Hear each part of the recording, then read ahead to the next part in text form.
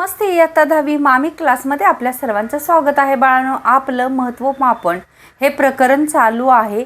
थोडा लाईटचा प्रॉब्लेम असल्यामुळं अपलोड होण्यासाठी वेळ लागतो, तरी त्याबद्दल मी क्षमस्व. बघा, महत्त्व मापन सराव संच 7.1 मधली पुढची गणितं मला महत्त्वाची वाटतात ती सगळी गणितं मी घेत चाललेली आहे. बाळांनो, मी शिकवलेलं तुम्हाला आवडत असेल तर लाईक, शेअर आणि सबस्क्राईब जरूर करा. चला तर मग क्वेश्चन नंबर आपण कितवी 6ला आलेलो आहोत. क्वेश्चन नंबर 6 काय दिलेला आहे बघा. धातूचे एका ते झालेलं आहे. दोन आकृत्या दिलेल्या आहेत. एक जग दिलेला आहे आणि एक वृत्तचिती आकाराचं भांड दिलेलं आहे. त्यांनी आपण ते काढून घेतलं पाहिजे. एक जग आणि त्याच्यावरती आपल्याला प्रश्न विचारलेला आहे. हे वृत्तचिती आकाराचं जग दिलेला आहे. असं सॉरी, हे शंकू आकृती, हा असा काय दिलेला आहे जग, असा हा जग दिलेला आहे. आणि ही वृत्तचिती आकाराचं काय दिलेलं आहे भांड दिलेलं आहे. ह्या भांड्यामध्ये पाणी ओतायचं आहे बाळांनो. पाणी ओतून, ह्या जगानं पाणी ओतून ह्याच्यामध्ये हे भांड काय करायचं आहे, भरायचं आहे. तर एखादं भांड भरायचं असेल, पाणी किती मावतं म्हटलं तर घनफळ काढायचं असतं, हे लक्षात असू द्या बाळांनो.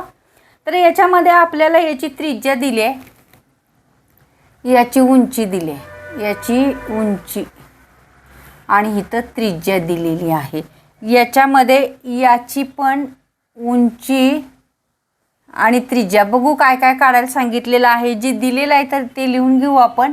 इथं 10 सेमी दिलेलं आहे. इथं त्रिज्या दिलेली आहे 7 सेमी आणि नंतर ह्या शंकू आकृतीची त्रिज्या दिली आहे. त्रिज्या किती दिलेली आहे, ही दिली आहे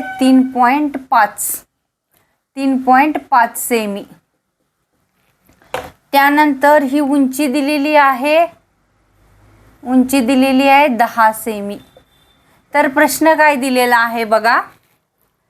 आकृतीमधील भांड्यांची मापे पहा. आकृतीमधील भांड्यांची मापे पहा. आकृतीमधील भांड्यांची मापे पहा व त्यावरून वृत्तचिती आकाराच्या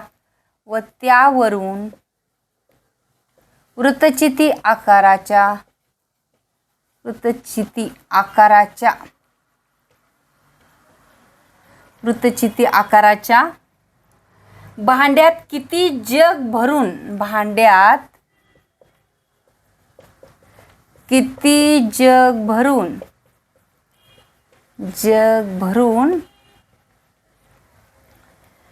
पाणी मावेल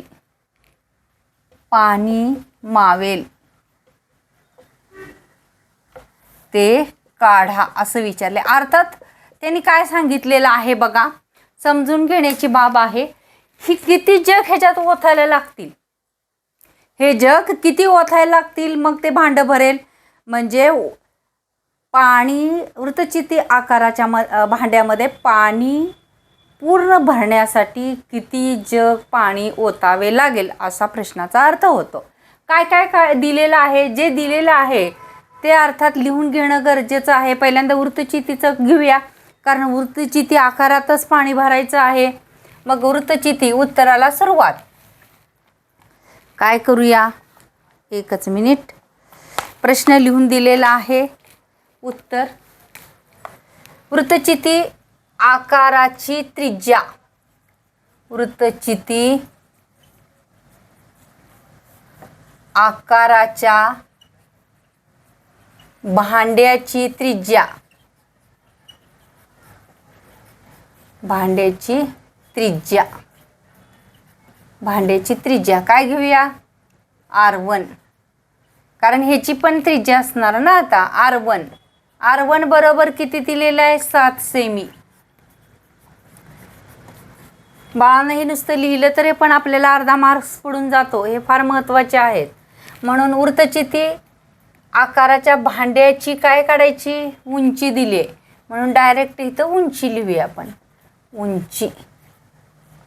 उंची काय येणार आहे, h1. उंची बरोबर किती दिली आहे, कारण ह्याची पण उंची दिली आहे ना, म्हणून 10 सेमी. आता दुसरं काय दिलेलं आहे, हे जग कसला आकारात मी भांड्याची मापे, वृत्तचिती शंकू आकृती, बरोबर ना, शंकाकृती दिलेला आहे. म्हणून शंकाकृती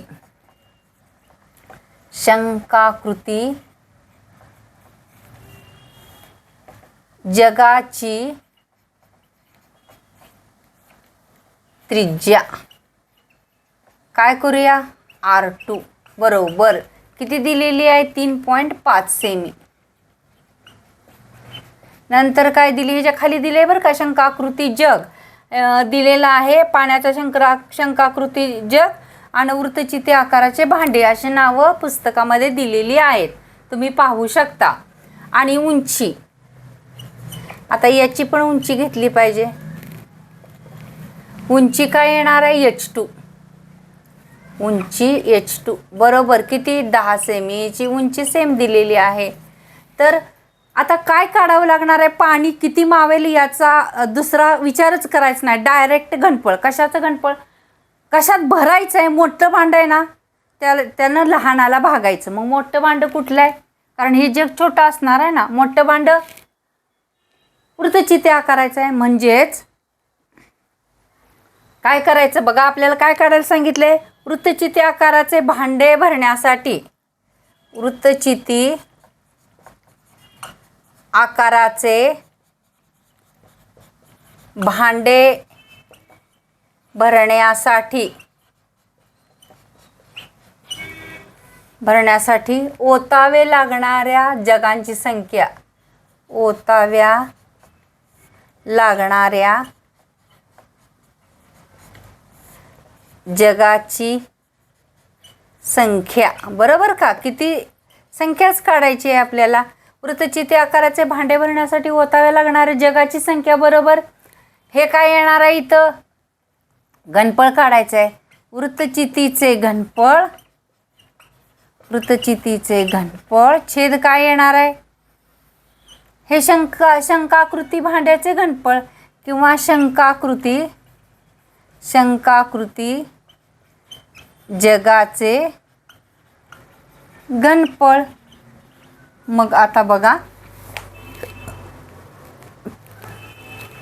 काय करायचं, दोन्ही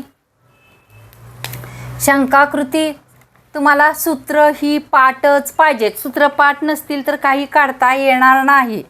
पाय r वर्ग h 1/3 पाय r वर्ग h, कारण आपण कालच्याच व्हिडिओमध्ये हे बघितलेलं आहे. मग आता वृत्तचितीचा आकाराचं कुठं आहे, वृत्तचिती त्रिज्या किती घेतल्या, R1, उंची h1, इथं R2 h2. आता दोन्हीचं पाय सेम निघून जातील.